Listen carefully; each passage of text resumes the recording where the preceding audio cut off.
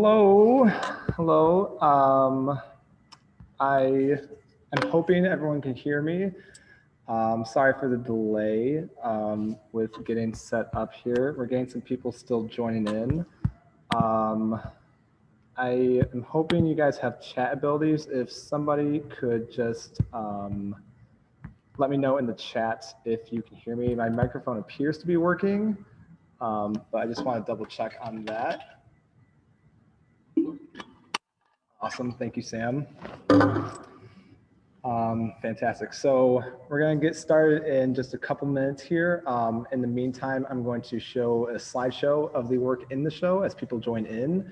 And we should get started in just about 5 or so minutes. So thank you all for coming so far, and we'll get started soon.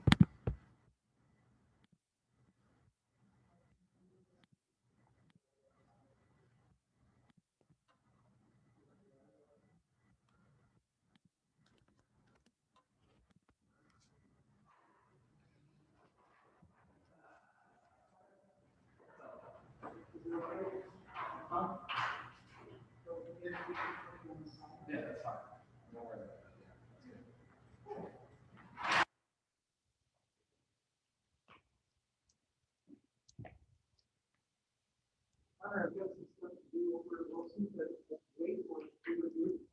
Oh, no, you're good to go. Thank you so much for your help.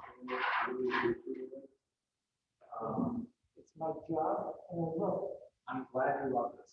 Glad. Yes. Yeah, this turned out nice. This turned out nice. So. You're going to sign in of some sort. Yeah, after ours talk, I think we want to. Well, I definitely want to get that. Okay. Yeah. Well, I won't be back on campus until Friday for the talk. Mm-hmm.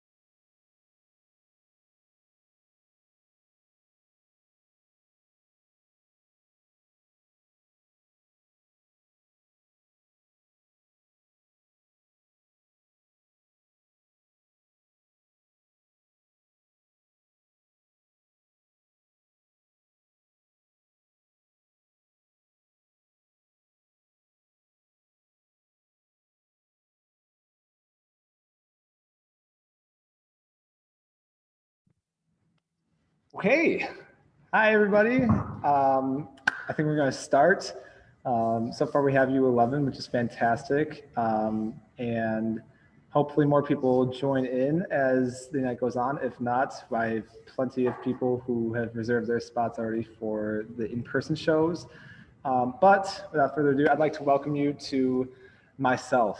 And myself is, in short, a biographical exploration of, who I am and who I've become, and the different things that I have encountered and struggled through and seen through my time here over the past year. Um, I'd like to read to you my artist statement as well to help kind of put things in perspective.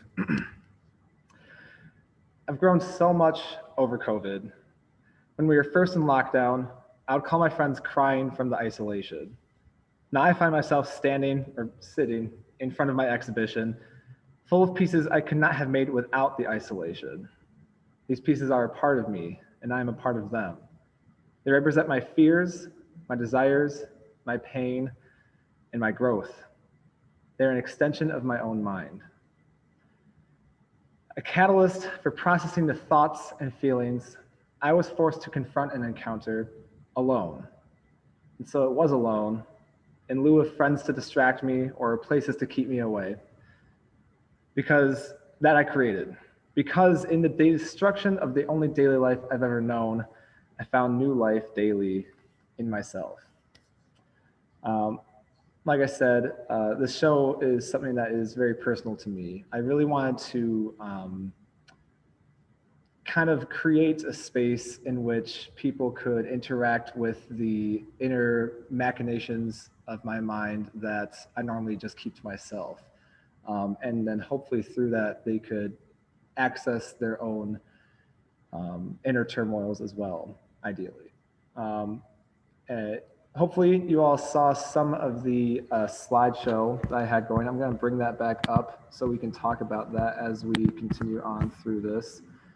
Hopefully it's still sliding. Yes, wonderful. So the show is comprised of 11 unique, distinct pieces of work. Some of them in series, some of them standalone. And I think that what I'm going to do here tonight, given that this is my first artist talk and also the first talk of this show, is I'm going to go through these a little bit, not in great detail, but I'm going to kind of explain a little bit about them one by one. And then after I'm finished with that, we'll open it up to questions if anybody has them. Trying to figure out how to get the slideshow to stop. Oh, Windows slideshow, we love you, but we hate you. So maybe hit spacebar. It was stopping before, so I'm hoping it'll stop now. All right, so this is the title piece of the show, entitled Myself. This is originally a Polaroid that measures at about 3.5 by 4.2 inches, taken on my SX70 camera, which I acquired some years ago. This photograph was actually an accident, like a lot of my work tends to be. I was trying to create originally a sort of a photo mosaic self-portrait using individual Polaroids to create a larger picture, kind of like a collage of sorts. I spent about 2 hours devising a rig within my apartment to automatically trigger the shutter on the camera because there's no self timer. The camera's from the 70s. There was no self timer on it. And after all of the work I put into that, involving some pulleys and strings and a lot of duct tape, I was able to successfully shutter the camera remotely, but the ejector port was blocked, and the photo started to, as it was rolling out of the camera, crumple in on itself within the internal structure of the camera. At the time, I was worried I broke it. Luckily, I did not, especially because I just got it fixed. But Yes, and this was the end result. Initially, I was upset about it because it wasn't what I wanted. But as I've learned over this past year, just because something doesn't turn out the way that you expected does not mean that it uh, turned out badly. And as you can see now, it ended up becoming the title piece for the show because of how much I've grown to love this work truly. Moving on, this piece was, if I'm not mistaken, perhaps the first piece I actually created for the show. Way back, all the way in the must have been August or September of last year. Um, this piece is entitled "Witnessing the Death of Eros: The Gentle Touch of." That's supposed to say Thanatos there at the bottom, not Thatanos. A little typo there. This piece is a digital photography print measuring at about 13 by 19 inches with acrylic painted on top of the print. Um, when I was creating this piece, I was simply, it started out as just some studio experimentation. It started out as messing with different light sources. I would often do this thing last semester. I've been busy this semester, so not so much. But when I was first starting out last semester making work, I would often do this thing, living alone in my small apartment here in Chicago, where I would simply just put on some music on my 3-foot tower speakers, turn the lights a little bit lower, get comfy, and just drink wine and photograph myself because I wanted to make work, but it was still very much in the pandemic before any of the vaccines were made. And it was going into the winter, and things were obviously getting worse going in towards the winter. And so I didn't have anyone else to photograph. I had myself, I had my tripod, and I had my camera. So that's what I used. And I got this photograph. Before I put the acrylic on, I had just the photograph, and it it had this energy to me that was very intoxicating. Something about it felt very regal or almost classical in a sense. But I remember when I was taking this photograph, I was really trying to emulate a sense of loss, a sense um, of utter and complete um, disbelief almost. Like I was watching something awful happen in front of me, like a car crash or an explosion or something.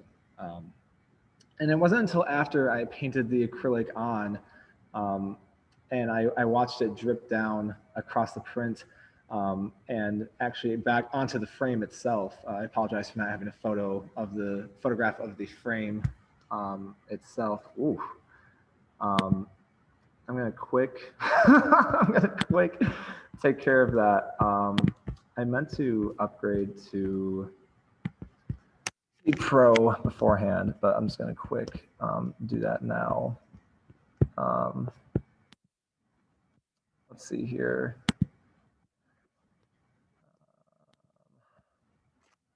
Sorry about this delay, everybody. You'd be surprised how last minute it was setting up this entire station here for myself. I've been working on setting up this exhibit since 10 in the morning, all the way up until I started this, actually.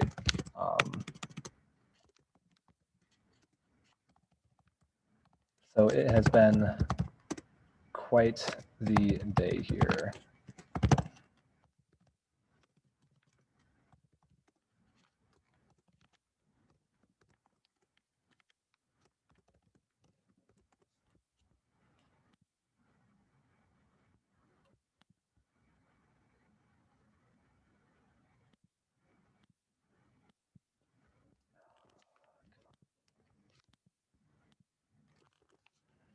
Mm-hmm.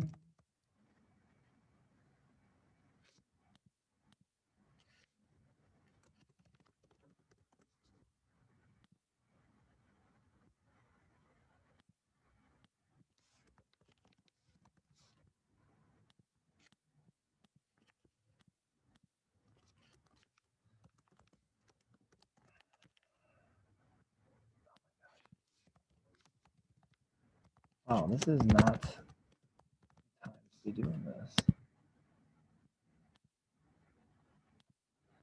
Okay. I'm going to take a page out of my professor's book here, actually. And the way he got around doing upgrading to pro, I'm going to have to end the meeting, but I'm going to start it immediately back up. And you're going to use the same link in my Instagram bio that you used to got here. And it should work the exact same way. Again, I'm sorry for this technical difficulty. I did not think that, I did not anticipate this being an issue, but okay.